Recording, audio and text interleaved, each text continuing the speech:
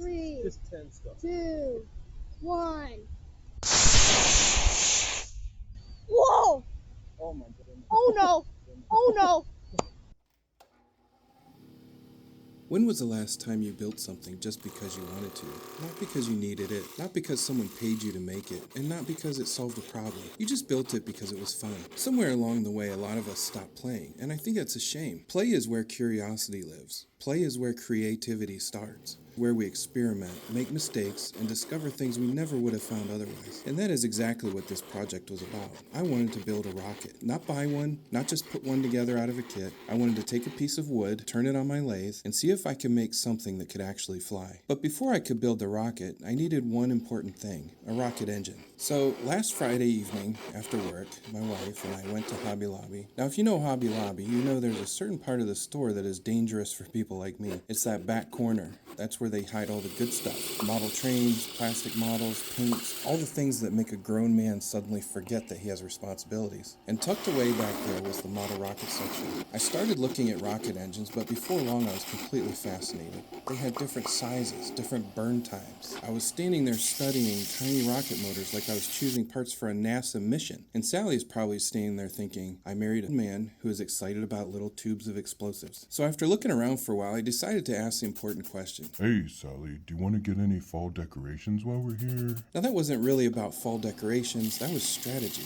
I was hoping she would say, Yeah, let's get some pumpkins, some signs, maybe some other things. because then buying 3 rocket engines wouldn't seem quite so ridiculous. But she looked around and said, No, let's just go home. and there went my plan. So we headed to the checkout with my 3 rocket engines, B4-4, and I reached for my wallet and it wasn't there. No way to pay for my new rocket engines. So I put them on the counter and Sally pulled out her card and paid, and then I said, I don't need a bag. The cashier handed the receipt to Sally with a very suspicious look, but Sally was already halfway to the door. So I reached over, grabbed the receipt, picked up my rocket engines, and walked out. And right at that moment, I had a realization. To everyone in this checkout line, it looks like I'm a grown man who was brought to Hobby Lobby by my caretaker so I could buy model rocket engines. And the funny thing is, I wasn't even so offended. I just stood there thinking, honestly, they might actually be right. Because when you think about it, I was a grown man buying little rockets so I could go home and build a wooden one. And I was excited about it. So with that in mind, I started this project with a piece of red cedar dunnage from an old pallet.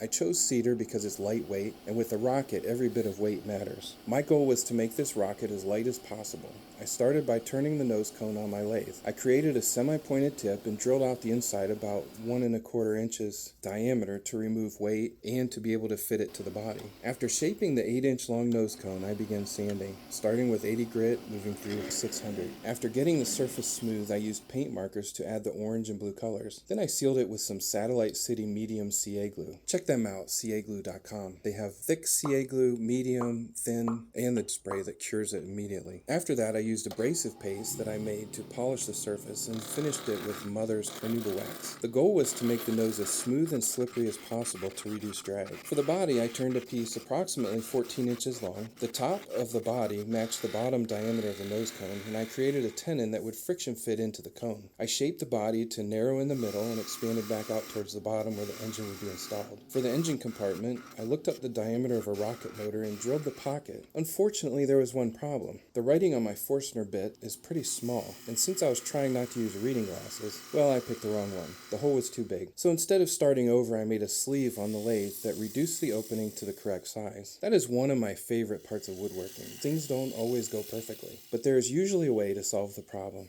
I think somewhere along the way, we decided that being an adult meant we had to stop playing. But when did that happen? When did we decide that curiosity was only for kids? When I was young, there was a lot of things I wanted to do that my parents just couldn't afford. Not because they didn't love me, they did. But sometimes there wasn't money for every toy, every project, or every adventure. Then when I had kids of my own, I found myself buying them toys at Christmas that I secretly wanted. And I told myself I was buying them for the kids, but really I wanted the opportunity to play too. That's what I called it, helping them assemble their toys. Because play isn't just entertainment, play is the gateway to invention. When we play, we experiment. When we experiment, we learn. And when we learn, we grow. When we stop playing, we stop growing. For the fins, I sketched a design that would taper out to about 4 inches tip to tip. After sanding the fins smooth, I marked 4 locations around the base at 90-degree intervals. I used 2 pieces of wood to create an alignment guide and help position the fins straight and vertical as possible. I used some Satellite City medium and the accelerator spray to get the fins glued on strong and true. After painting the lower section, I coated it with glossy polyurethane. Finally, I installed the engine. It was still a little bit loose, so I wrapped it with some masking tape to get it to fit. My goal was for the motor to stay in place during flight, but still eject properly at the end. I also think play helps us deal with the crushing weight of reality. There's a lot happening in the world today, more information than any human being was ever designed to carry. We can pick up a phone and instantly know about every tragedy, every conflict, every problem happening anywhere on Earth. And I don't think we were created to carry all of that. In the Garden of Eden, before the fall, humanity only knew good. Then the serpent tempted Eve with the knowledge of good and evil. And think about that for a moment. The knowledge of good and evil sounds like something wonderful, but the reality is that knowing how much evil exists in the world can be incredibly heavy. I believe God created us to live in relationship with Him, trusting Him with the things that are beyond our understanding. And the amazing thing is that God didn't leave us trapped in that brokenness. He sent His Son, Jesus Christ, to pay the penalty for our sin. Jesus died brutally on the cross, and on the third day He rose from the dead. Because of that, we can be free. Free from guilt, free from shame, free from carrying burdens we were never meant to carry. Jesus said in John 8:32, "You will know the truth, and the truth will set you free." That freedom doesn't come from pretending the world is perfect. It comes from knowing that God has already overcome the worst things we face. 1 Peter 5:7 says, "Cast all your anxiety on Him, because He cares for you." And that is why I think making things matters. Creating, building, playing. It reminds us that there is still beauty in the world. There is still creativity. There is still joy. The reason I'm building this rocket is a friend of mine at work, a co-worker, he has enrolled his son in 4-H model rocketry. I didn't even know that was a thing. So we talk about rockets all the time. So we went this last Saturday to shoot them off, and that was a blast. Before launching, I estimated the rocket would reach somewhere between 20 and 40 feet. After reviewing the video, I compared the size of the rocket at the launch pad and at apogee. The 4-inch fin span measured about 0.4 inches on the launch frame. At the highest point, it measured about 0.144 inches, so the rocket appeared about 2.8 times further away from the camera. Using that calculation, the estimated height was approximately 25 to 40 feet. So the prediction was actually pretty close. The flight was a success.